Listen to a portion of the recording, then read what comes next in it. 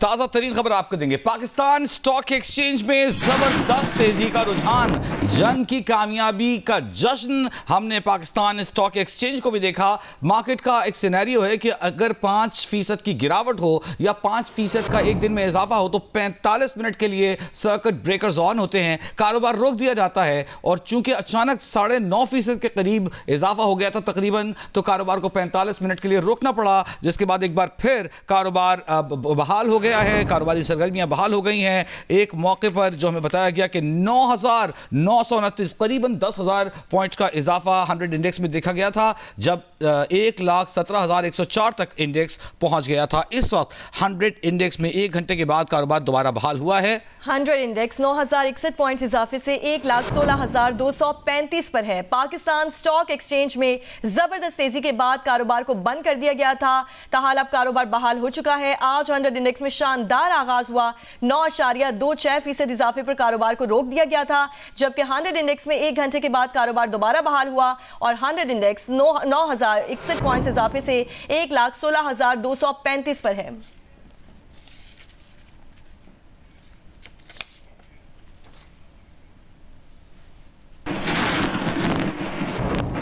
एक और अहम तरीन खबर आपको दें, 12 मई है आज। पाकिस्तान भारत के DGMOs के दरमियान हॉटलाइन पर बातचीत हुई है। पाकिस्तान और भारत के दरमियान जंग बंदी के बाद दोनों ममालिक के DGMOs के दरमियान यह पहला राब्ता है। सीज फायर के बाद दोनों ममालिक के दरमियान मुज़ाकरात की लाइहा अमल पर गुफ्तगू। पाकिस्तान और भारत के दरमियान सीज फायर का ऐलान अमेरिकी सदर डोनाल्ड ट्रंप ने किया था।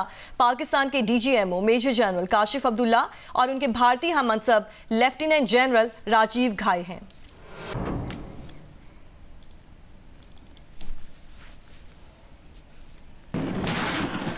DG ISPR lieutenant general Ahmed Sharif Chaudhry ने यह वाजे किया है कि पाकिस्तान ने सीज फायर के लिए कोई दरख्वास्त नहीं की थी। हमारी जवाबी कार्रवाई के बाद भारत ने सीज फायर की दरख्वास्त की। जंग बंदी की ख्वाहिश भारत की थी। हमने अपनी कार्रवाई मुकम्मल करने के बाद बैनुल अक़वामी मुदाखलत पर पहले से की गई भारत की जंग बंदी की दरख्वास्त मानी। Indian authorities की meeting press conference हुई है. They said that the DGMOs spoke in which Pakistani DGMO asked for ceasefire first. Let me say it very clearly and put it on record. Pakistan never requested. The fact of the matter is that on the night of 6th and 7th May, once those ghastly and cowardly attacks were made, the Indians requested after those attacks, and Pakistan gave a very clear response that we will communicate back only after we have given the response that this and retribution that this act deserves.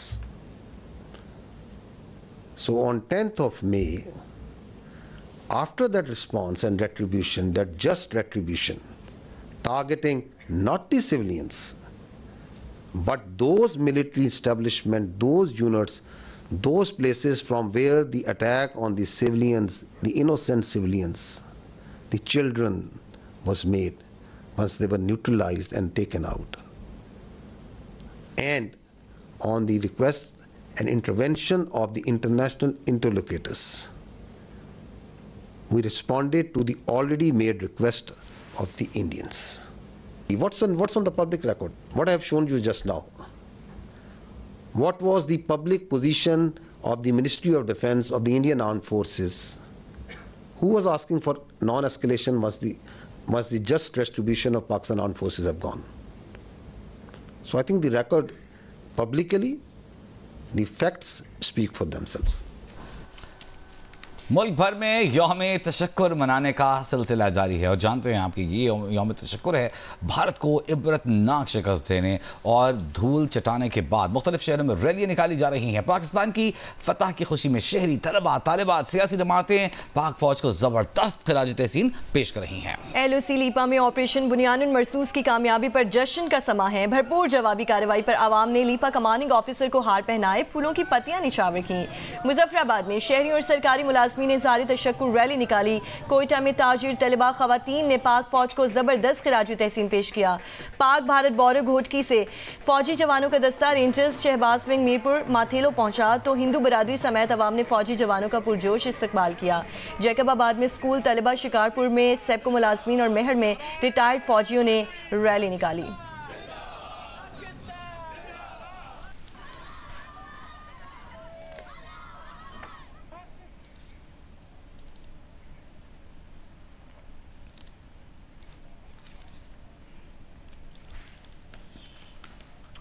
Bharat को शिकस्त का दिखाने के बाद देने के बाद बलूचिस्तान के ज़िला किला अब्दुल्ला के कबायली नौजवानों ने नेशनल हाईवे पर फतह रैली निकाली, रक्स किया, मिठाइयाँ तकसीम की। नूरजमान चकसई वहाँ मौजूद हैं, उनसे जानते हैं। नूरजमान, जिस वक्त मैं किला अब्दुल्ला में मौजूद हूँ, किला अब्दुल्ला में इस वक्त पाकिस्तान की जीत की खुशी में एक बहुत बड़ी तादाद में कबायली नौजवान जो है वो निकल रहा है। इस मुसरत मौके पर ढोल की ताब पर रक्स करते हुए नेशनल हाईवे पर जंगल पैलेसी जो मरकजी बाजार है यहाँ पर मौजूद है। गुज़िश्ता रोज जो कि इंडिया को दंदान शिकन जवाब दिया गया। पाकिस्तान की फिजाइया ने, पाकिस्तान के मिसाइल हमले ने हर माह पर उसको शिकस्त दिया था। जंगल पैलेसी में आप देख सकते हैं कि एक बहुत बड़ी तादाद में नौजवान निकले हुए हैं। हमारे साथ नौजवान भी मौजूद है, हम इनसे बात करेंगे। एहज़ार एकजुटी था पाक फौज के साथ, अब्दुल्ला के गयूर अवाम अफवाज पाकिस्तान के हक में एहज़ार एकजुटी, मोहब्बत और सिपाही सालार को ये पैगाम देना था कि पूरे मुल्क के अवाम आपके साथ एक पेज पे खड़ा है। पाक फौज जिंदाबाद, पाकिस्तान जिंदाबाद गूंज उठा इस नारों से खुशी का इजहार कर रहे थे, मिठाइयाँ तकसीम कर रहे थे, ढोल के ताब पर पश्तून रिवायती रक्स कर रहे थे। और आपको बताएं कि सिख यात्रियों के लिए करतारपुर राहदारी खुली हुई है, लेकिन भारत की हठधर्मी बरकरार है। दूसरे रोज भी भारत की जानिब से करतारपुर राहदारी बंद है। दरबार इंतजामिया का कहना है कि भारत की जानिब से मामूल के मुताबिक आने वाले भारतीय यात्रियों की फहरिस्त भी शेयर नहीं की जा रही है। दरबार इंतजामिया का कहना है कि मौजूदा सूरत हाल में भारत की जानिब से न तो यात्रियों की तफसीलात दी जा रही हैं, ना ही राहदारी से यात्री आ रहे हैं। दरबार इंतजामिया ने वाजह किया कि हम अपने सिख भाइयों की मेज़बानी के लिए उन्हें खुशामदीद कहने के लिए हम वक्त तैयार हैं। पाकिस्तान की जानिब से करतारपुर राहदारी मामूल के मुताबिक खुली हुई है और दरबार बाबा गुरु नानक पर पाकिस्तान समेत दुनिया भर से यात्रियों की आमद का सिलसिला जारी है। दरबार इंतजामिया ने मजीद कहा कि भारत की जानिब से कब तक राहदारी बंद रहेगी यह बताना मुश्किल है।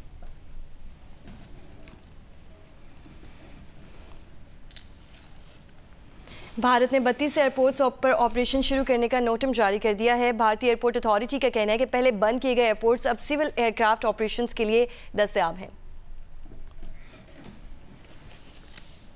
HBL PSL 10 के बाकी 8 मैचेस पाकिस्तान में ही होंगे, फैसला आज रात तक हो जाएगा। लाहौर कलंदर्स के CEO आतिफ राना का कहना है कि बहुत से खिलाड़ी दुबई से अपने घरों को चले गए हैं। उनका कहना था कि इंटरनेशनल खिलाड़ियों से ज़्यादा इस सीरीज़ का मुकम्मल होना ज़रूरी है। ये लीग जो है ना, ये इंटरनेशनल खिलाड़ियों से ज्यादा पाकिस्तान के अवाम की लीग है। और मैं समझता हूँ कि जब ये वापस आती हैं और हम सिर्फ एक काम कर दें कि हम ये कहें कि हम फ्री ऑफ कॉस्ट एंट्री करें, लाहौर में भी इस्लामाबाद में भी, सिर्फ आपको पाकिस्तान का झंडा लेके आना होगा, तो कितना खूबसूरत मंजर होगा।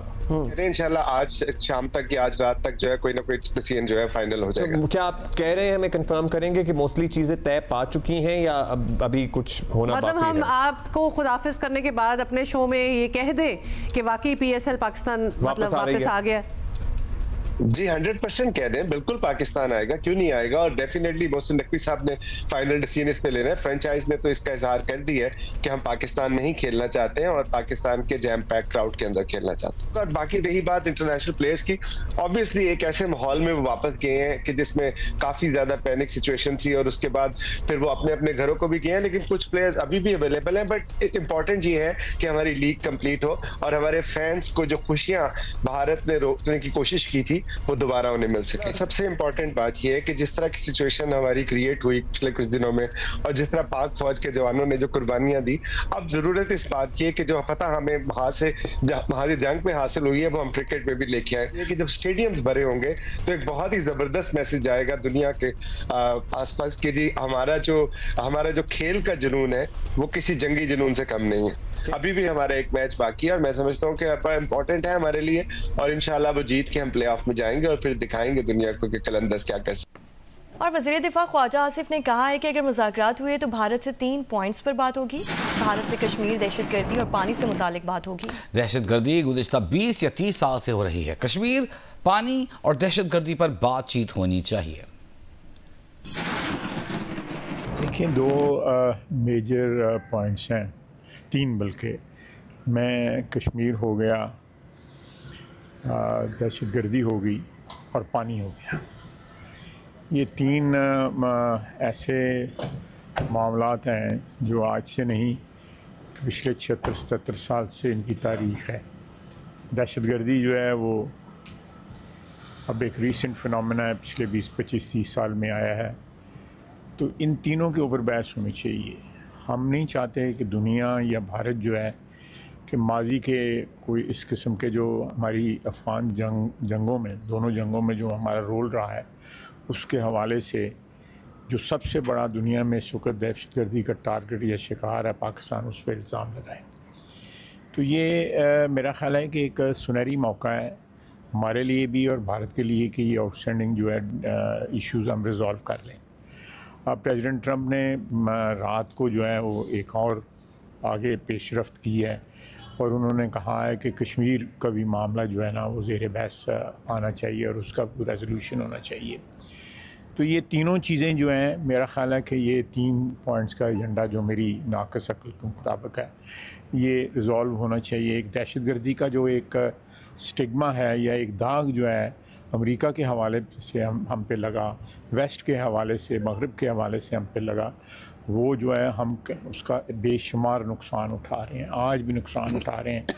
एक हमारा इम्प्रेशन जो है, और दूसरा हम सबसे बड़ा शिकार है। ये कितनी बड़ी सितम ज़रीफ़ी है कि एक मुल्क जो दहशतगर्दी का सबसे बड़ा शिकार है, उसके ऊपर एक झूठे इल्ज़ाम जो है लगा के हम पे हमला किया जाए, हमें जो है फ़ौजी एक कन्फ्रंटेशन में धकेला जाए। तो मैं समझता हूँ ये 3 बड़े इश्यूज़ हैं। और पानी का जो मसला है वो सेटल हुआ है 1960 की जो ट्रीटी है, उसमें कतई तौर पे उसमें कोई इबहाम नहीं है और ना उसमें कोई उसको मुअत्तल करने का की कोई गुंजाइश है उस ट्रीटी के अंदर। तीसरा मसला कश्मीर का है। तकरीबन सारी जंगें कश्मीर पे लड़ी गई हैं। ये जो जिसका परसों सीज़ फायर हुआ है, ये भी इसमें भी कश्मीर निशाना था, कश्मीर की प्रॉब्लम थी। और मोदी ने जो है इस ख़ित्ते को एक ऐसे जहन्नुम में धकेलने की कोशिश की है कि जिससे अल्लाह ताला ने हमें बचाया है। हमारी अफवाज की जो एक मुसम्मम इरादा और एक आहनी जो है वो दीवार बन के खड़े हो गए, जिस तरह कुरान मजीद की जो आयत है जिस पे इसका नाम रखा गया है, इस सारी कन्फ्रंटेशन का, इस जंग का।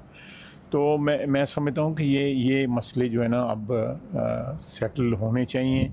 और इसमें जो 1.5-2 अरब की आबादी है हमारे इस खित्ते की, जिसमें भारत है, पाकिस्तान है, श्रीलंका है, भूटान है, नेपाल है, बांग्लादेश है, चाइना भी है। इसमें इस खित्ते की जो आबादी है उसको आम गरीब लोगों को जो है रहने का हक दिया जाए। सर, एक लफ्ज़ आया था इंडियन फोर्सेस की ब्रीफिंग में कि हम अभी तक ये इस एक्शन लेंगे, आगे भी बढ़ेंगे, और हालांकि दूसरी तरफ महदूद वक्त के लिए सीज़ फायर की बात हुई थी, एग्री हुए हैं। तो ये अगर कोई ऑपरेशन इंडिया आगे करता है या कोई एक्शन लेता है तो इसके लिए पाकिस्तान कितना तैयार है, इसके लिए क्या होगा? तैयारी की हमारी जो शहादत जो है ये पिछले 4-5 दिन की जो कन्फ्रंटेशन है उसमें मौजूद है कि हमने जिस तरह मुंह तोड़ जवाब दिया है कि वो ज़ख़म अपने सहला रहे हैं इस वक्त। उनकी पार्लियामेंट में वज़ीर आज़म को जो बुरा भला कहा जा रहा है, जो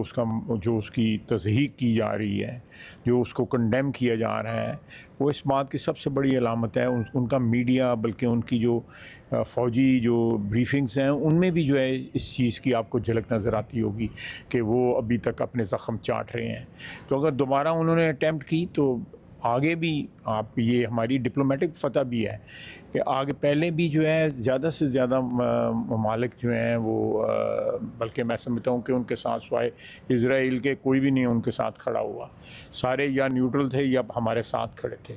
तो इस दफ़ा अगर उन्होंने कोई कोशिश की तो इंशाअल्लाह ताला सारी दुनिया पाकिस्तान के साथ खड़ी होगी। पाकिस्तान ने अपनी तहम्मुल का भी लोहा मनाया है और अपनी फ़ौजी ताकत का भी लोहा मनाया है। अल्लाह के फजल से पाकिस्तान ने जो है अपने पिछले 76 साल की तारीख़ में इतनी बड़ी कामयाबी जो है वो नहीं मिली, ये अफवाज को इस दफ़ा मिली। बहुत शुक्रिया।